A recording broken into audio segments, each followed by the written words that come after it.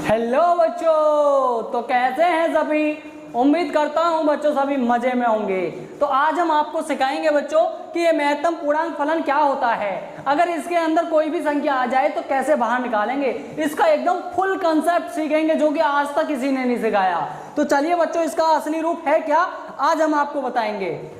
तो बेटा सबसे पहले इसका मतलब होता है कि इसके अंदर कोई भी नंबर आ जाए। पहले हम समझ लेते हैं कि ये है क्या, कि 2.3 अगर ये संख्या आ जाए इसके अंदर, या फिर 2.9 आ जाए, या फिर 3.1 आ जाए, या फिर 3.9 या 8 आ जाए, या फिर माइनस के 2.8 आ जाए, या फिर माइनस के 3.2 आ जाए।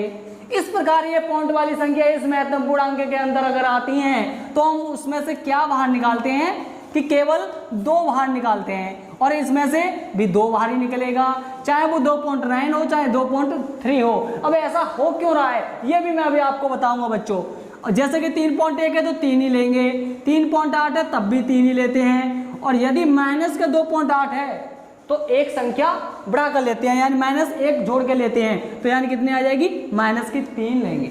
माइनस 2.8 है तो माइनस की 3 लेंगे, चाहे माइनस के 3.2 हो तब फिर कितनी लेंगे, माइनस की 4 लेंगे। यानी अगर नेगेटिव संख्या हो तो माइनस की 1 और जोड़कर उसमें लेते हैं। अब ऐसा होता क्यों है,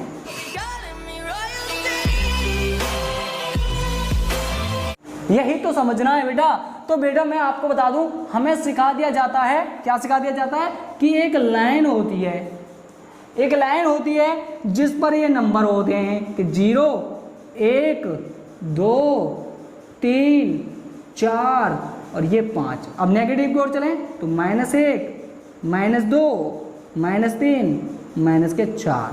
तो बेटा हम जानते हैं अगर हमने ये वाली संख्या सुनी या ये वाली संख्या देखी तो ये कितनी 2.3, और 2.3 कहाँ होगा, यानी यहाँ पर होगा।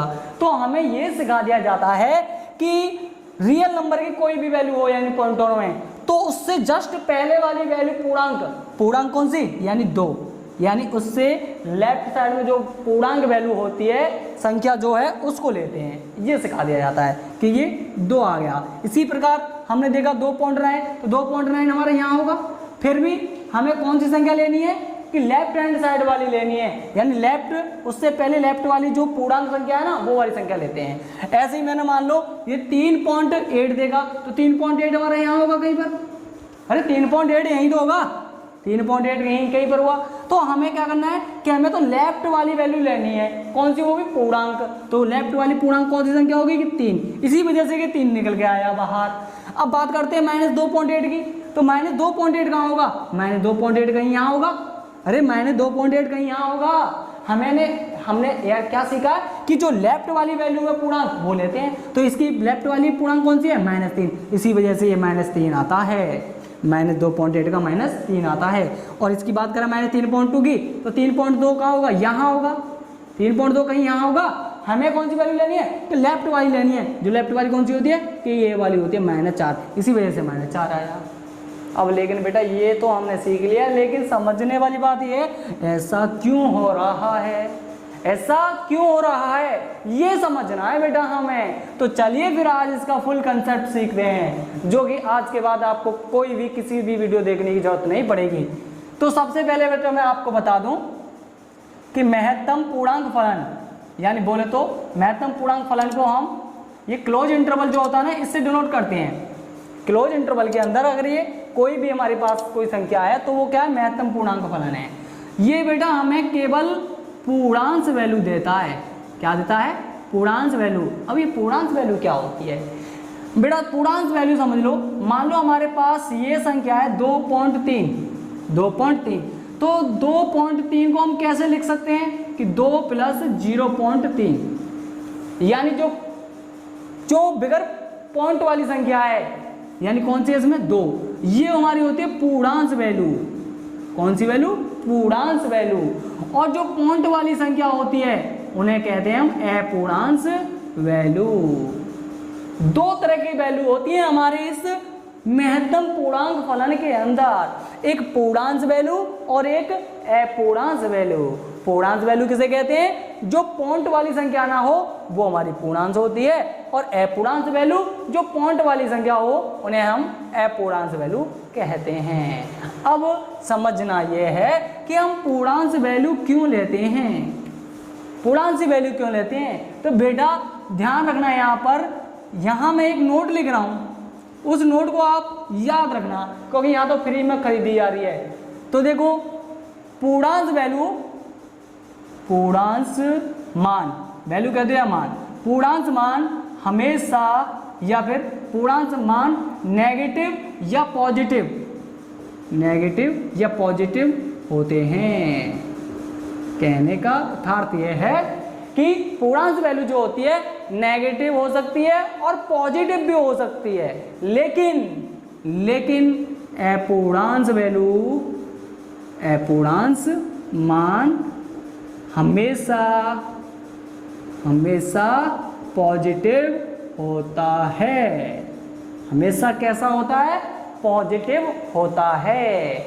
इसी वजह से हमें ये पूर्णांश वैल्यू देता है, इसी वजह से -2.8 जो है -3 होकर आता है। कैसे आता है अभी मैं आपको बताता हूँ। मान लो मैंने कोई भी एग्जाम्पल लिया, समझना, मैंने कोई एग्जाम्पल लिया कि 2 या फिर 4.9 ये लिया, इसको हम कैसे लिखेंगे कि 4 + 0.9, 4 + 0.9। तो बेटा ये हमारी कौन सी मान होता है कि पूर्णांश मान होता है, और ये कौन सा मान होता है? ये अपूर्णांश मान होता है। ये पूर्णांश, ये अपूर्णांश। तो यहाँ पर देखो पूर्णांश हमारा नेगेटिव पॉजिटिव कुछ भी हो सकता है, और जो कि यहाँ पर पॉजिटिव है, तो हमें कोई तकलीफ नहीं है, हमें कोई परेशानी नहीं है, क्योंकि ये तो नेगेटिव पॉजिटिव कुछ भी हो सकता है। लेकिन हमारा जो पूर्णांश वैल्यू है वो पॉजिटिव होनी चाहिए, जो कि पॉजिटिव है। तो इसीलिए जब ये पॉजिटिव है तो हमारी जो बाहर निकल के आएगी किसमें से, अरे किसमें से, महत्तम पूर्णांक फलन के अंदर से ये बाहर निकल के आएगी, तो केवल पूर्णांश वैल्यू आएगी, केवल पूर्णांश वैल्यू आएगी, जो कि कितनी है? 4। इसी वजह से 4.9 जो 4 ही वैल्यू देता है, चाहे 4.1 हो फिर भी 4 देगा। एक और एग्जाम्पल समझ लेते हैं हल्का सा, क्योंकि हम फुल डिटेल से सीखेंगे इस बात को, क्योंकि आज तक आपने बच्चों नहीं समझा होगा इस बात को। तो देखो जैसे मैंने 3.6 ले लिया, 3.6 ले लिया, तो हमें पता है इसमें से क्या निकल के आएगा? 3 निकल के आएगा। क्यों निकल के आएगा? क्योंकि देखो अगर हम इसको तोड़ेंगे तो ये कैसा होगा कि 3 + 0.6, 3 + 0.6, और इसमें ये पूर्णांश वैल्यू है, और देखो पूर्णांश वैल्यू नेगेटिव पॉजिटिव कुछ भी हो हमें कोई फर्क नहीं है, हमें क्या देखनी है? अपूर्णांश वैल्यू। और अपूर्णांश वैल्यू देखो नेगेटिव है पॉजिटिव है? अरे पॉजिटिव है, तो पॉजिटिव है तो फिर क्या हो जाएगा कि जो पूर्णांश वैल्यू है वो बाहर निकल के आ जाएगी, यानी पूर्णांश वैल्यू क्या थी? 3। इसी वजह से 3 बाहर निकल के आ जाता है। अब आती है बात सीखने वाली नेगेटिव वाली। नेगेटिव में -1 जुड़ के क्यों आता है कि नहीं, ये समझो।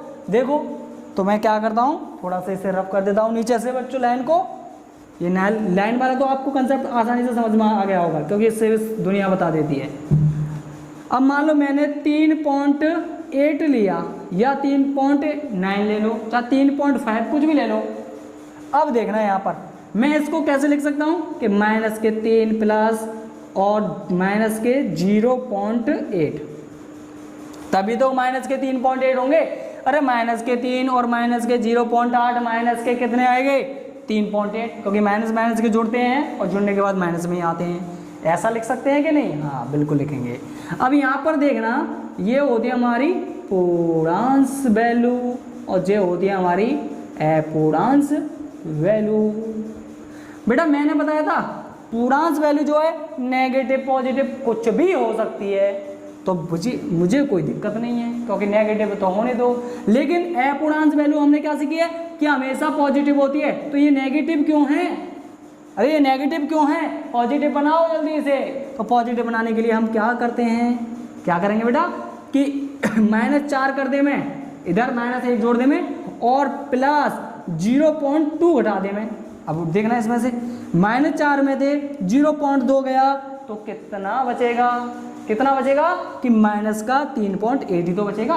क्योंकि माइनस के 4 में थे, प्लस के 0.2 जाएंगे तो माइनस के 3.8 बचेंगे। अब देखो यार हमारी जो अपूर्णांक वैल्यू है वो पॉजिटिव है कि नहीं, अब पॉजिटिव है। जब पॉजिटिव हो गई तो हमें ये क्या देगा, पूर्णांक वैल्यू। पूर्णांक वैल्यू तो बोले तो क्या है, -4। इसी वजह से यहाँ पर इसका मान कितना आ जाता है, -4 आ जाता है, -3.8 का। वैसे तो ये खत्म हो गया, मैं एक एग्जांपल और ले लेता हूँ जिससे कि आपको और अच्छी तरह से समझ में आ जाएगा। जैसे मैंने ये लिया था, चलो एक यहाँ पर ले लेते हैं।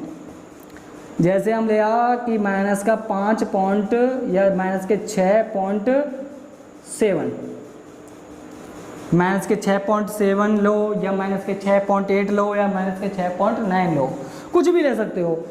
देखना अगर मैं इसको तोड़ूंगा तो वो कैसे लिखेगा कि माइनस का 6 प्लस और माइनस का 0.7। अरे ऐसे तो लिखेंगे, क्योंकि -6 और -0.7 कितना होता है कि माइनस का 6.7। अब लेकिन बात यह है कि ये हमारी पूर्णांक वैल्यू है, और पूर्णांक वैल्यू नेगेटिव पॉजिटिव कुछ भी हो सकती है, हमें कोई परेशानी नहीं है। लेकिन हमारी ये जानते हैं हम अपूर्णांक वैल्यू होती है, लेकिन अपूर्णांक वैल्यू जो है नेगेटिव है। यहाँ पर क्या होनी चाहिए, पॉजिटिव होनी चाहिए। और पॉजिटिव होने के लिए हमें क्या करना पड़ेगा, इधर माइनस के 7 कर दे में और प्लस के माइनस यानी 0.3 जोड़ दे में। अब देखो माइनस के 7 में से 0.3 जाएगा तो कितना बचेगा, कि ये बचेगा माइनस के 6.7। तो अब ये हमारा क्या हो गया, अब ये हमारा अपूर्णांक वैल्यू जो है वो पॉजिटिव हो गया, और जो नेगेटिव है, अरे नेगेटिव है हमें इससे नहीं मतलब, हमें तो इससे मतलब था। जब ये पॉजिटिव हो जाए तो ये पूर्णांक वैल्यू को बाहर फेंक देता है, जो कि कितनी है ये, -7। इसी वजह से ऐसा होता है प्रथम पूर्णांक फलन के अंदर। अगर आपको हमारी ये वीडियो पसंद आई हो तो वीडियो को लाइक एंड शेयर जरूर करना। Tell me pretty lies, look me in the face, tell me that you love